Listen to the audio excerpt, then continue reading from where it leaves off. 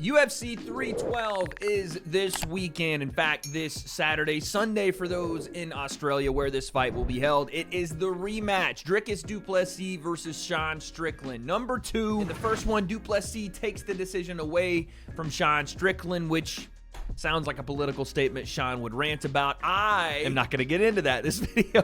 What happens in the rematch? What happens in this fight? There's a couple ways this can go. My mind thinks it's one way, like the traffic from LA after a long day, bars. So let's break this thing down and see who is the best middleweight fighter in the UFC. Before we do so, though, I want to give a big shout to the sponsor of this video, Prize Picks. That's right, guys. Prize Picks is the best way to win cash while watching sports. And the app is really easy to use. All you have to do is pick more or less on a few player stats. And you can play Prize Picks in more than 40 states, including California and Texas. And the best of all, Prize Picks is trying to give you money. They're trying to give you $50 when you set your first $5 lineup using code WADE on the app. And that's a win or lose situation. You don't even have to be good at this yet. You're trying to figure it out. Put your first $5 lineup. Again, use code WADE and download the app now. You put that first $5 lineup, Prize Picks, they're giving you 50 win or lose. That can be for UFC 312 tomorrow with more or less strikes and fights from the main event on down, or that can be for the big game on Sunday. We all know that Patty Mahomes and the Chiefs are unbeatable in these games based on the NFL referee, and I'm not going to get into it. But what you can do is take advantage of the big game free pick from Prize Picks.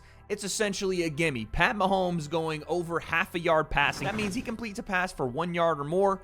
Yeah, in the money. So again, use code WADE and download Prize Picks today. Get your first lineup started. $5 on that lineup. Prize Picks is giving you 50. Thank you to Prize Picks for sponsoring this video. Now, let's get back into the break. Like I said, Dricus du Plessis and Sean Strickland. The first time around, this fight went 5 rounds. Controversial in some people's opinion, decision.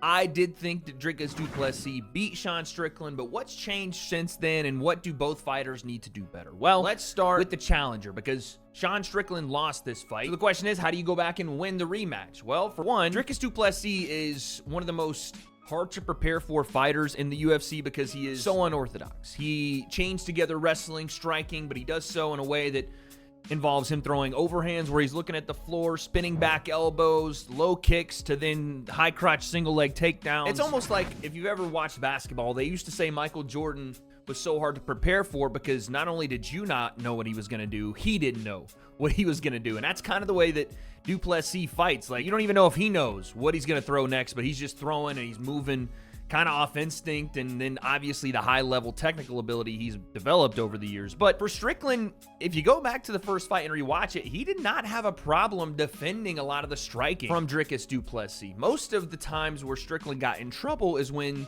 space was taken up by du Plessis. In other words, when Sean wasn't able to keep him at the distance that Sean likes to be at with his jab and with his teep kick. I just want to say this really quickly. Sean Strickland has probably the best jab in MMA. Like, you watch him fight, and yes, you know, he's the jab and teep kick merchant, but he's got such a good jab. He peppers you with it.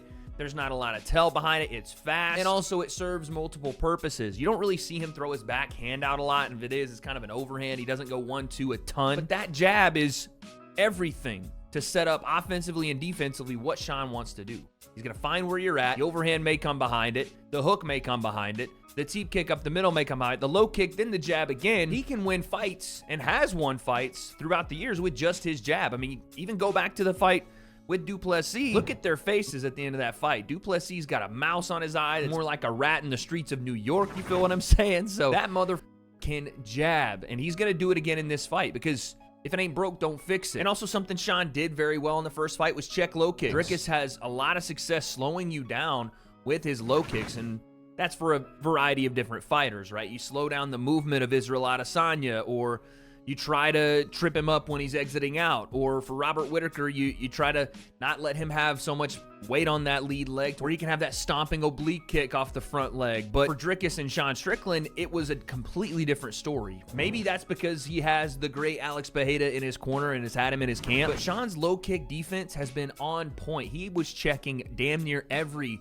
low kick that du Plessis was throwing, and du Plessis was still throwing just to keep Sean honest. But again, I think for Sean, you have to be able to keep the fight at jab and teep range. He's going to have to wrestle. But again, he didn't get in a ton of trouble wrestling in the first fight. I mean, yes, there were moments where Dricus took him down, but Sean would pop right back up. And I don't know if that's the necessary concern as far as damage goes for Sean Strickland, but it definitely is as far as just the momentum of the fight and being interrupted and breaking the rhythm of what Sean is doing. Can't let Dricus close distance, take him down with the high crotch continuously. Also, I think that something that's going to help Dricus that we'll get to in a second is also something Sean has to be aware of. There were multiple times in that first fight where Dricus started to level change, get to Sean's body, and then come upstairs, whether it was with the overhands or off the left foot high kick, and Sean was available to be hit. Maybe some of them whizzed by his face. Maybe, some of them did land, but he landed on the back of his head or, on the front part of his forehead and didn't land on the chin. But it just takes one. These are 4-ounce gloves. And you don't want to be out there extended like you've seen from Israel Adesanya, either thinking about extending, and as we know Sean Strickland does, popping his chin into the air and not having enough space to operate there, and the attack comes through. That can't happen. So again,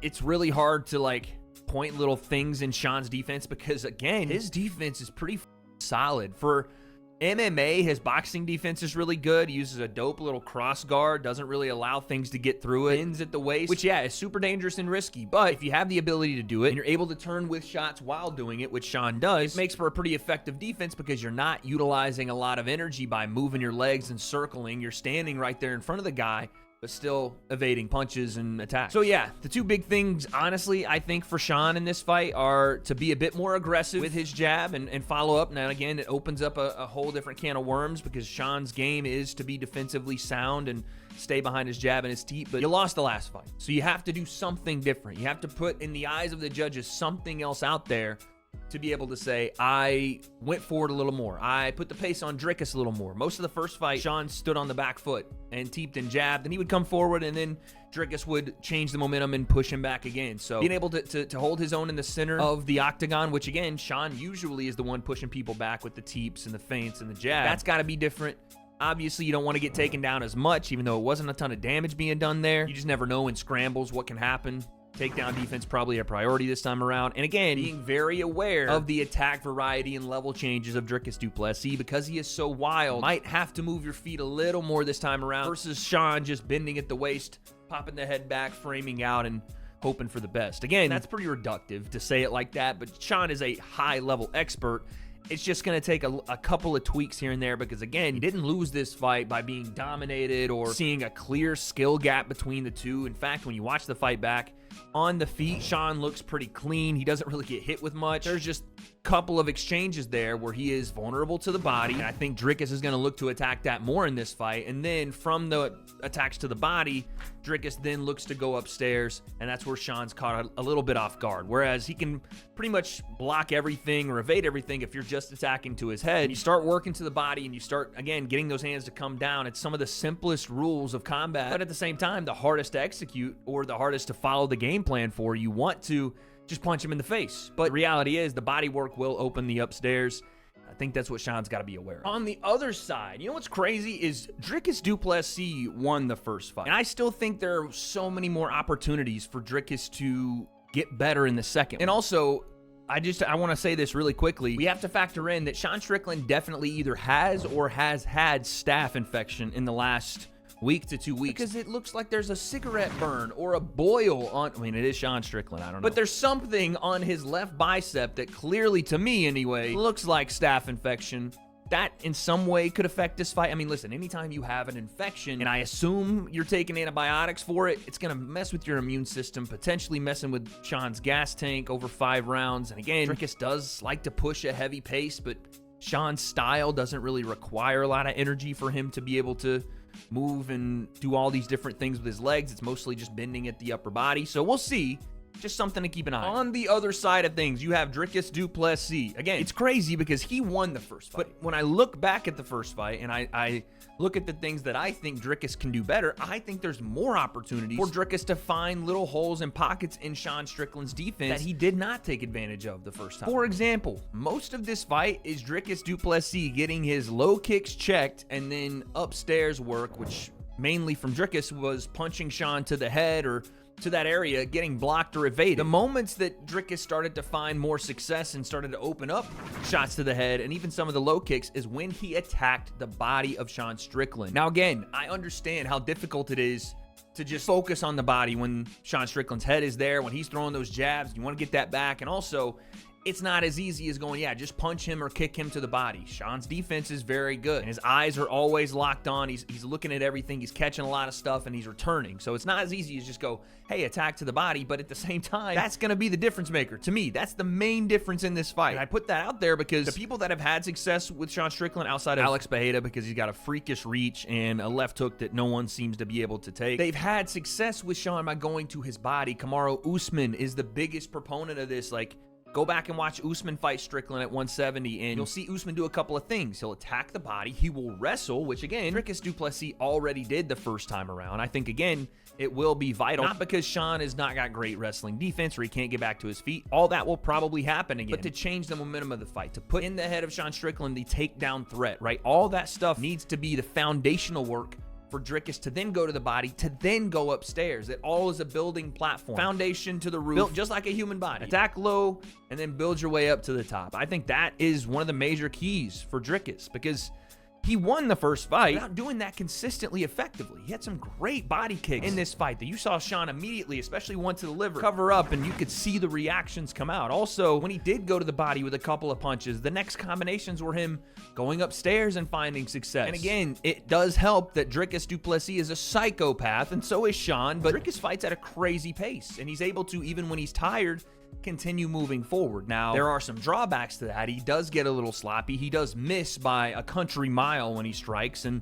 there's obviously openings for Sean to drive, jabs, right hands, left hooks, overhands, straight through the guard and catch him and potentially, change the layout of this fight and have it go Sean's way, which is something you have to deal with because Dricus is super unorthodox. So you get that unpredictability, but you also get some wild ass shit that you're looking at. And I think Izzy said it best. He's the best fighter he's ever fought against. Like, that's what it looks like. He'll miss with a ridiculous overhand that looks like it's nowhere close and then hit you with a spinning back fist right behind it. It's unpredictable, it's varied, and it keeps you on your toes, which is how I think he's able to continue to win fights going away versus high-level talent. Now, if you are a fan of Dricus du Plessis, the thing that should worry you is he does have a little bit of that Tony Ferguson in him. Not like, it's Tony time, or like, hold on, brother, fucking ankle pick you. None of that. More so that he does get down sometimes on the scorecard in fights and then comes back and has that finishing moment, or he'll be dropped or get hurt with a punch or a kick or whatever, and then, find his way back. That's a good thing. That's a great thing to have mentality-wise, but it also can, in a fight like this versus Sean Strickland, who doesn't take a ton of chances, it can put you in a position where you're down on the scorecards, kind of like I feel he was in the first fight and had to fight his way back for a decision. Not saying he can't do that again. I'm just saying it's probably not the best idea to let Sean Strickland get off with his jab and his teep very early,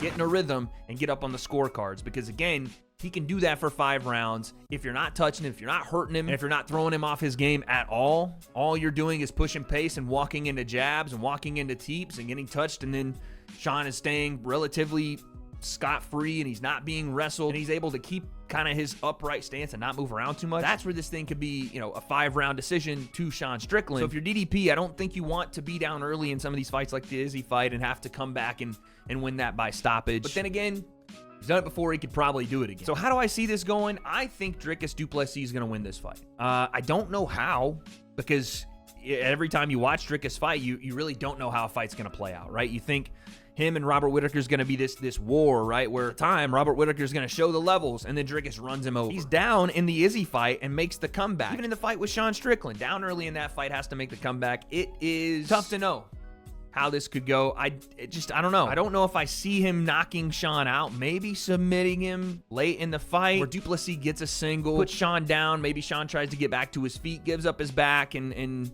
DDP jumps on it with a bulldog choke or freaking neck crank or something. I don't know. But I'll say either a late stoppage by, again, maybe ground and pound. I don't know. Something maybe lands and rocks Sean, but I'm going to say late stoppage or a decision. I don't know what it'll be. Could be submission.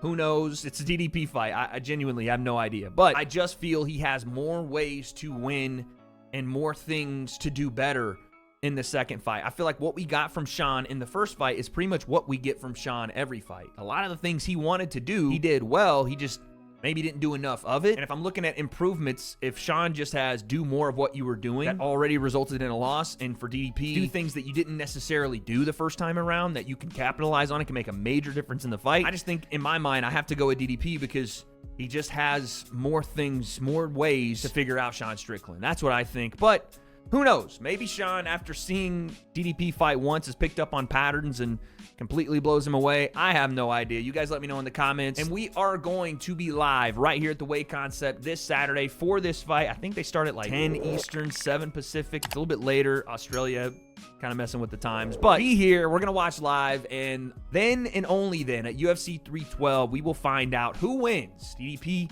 or Sean Strickland. The rematch, I don't have those answers. But guess we'll find out.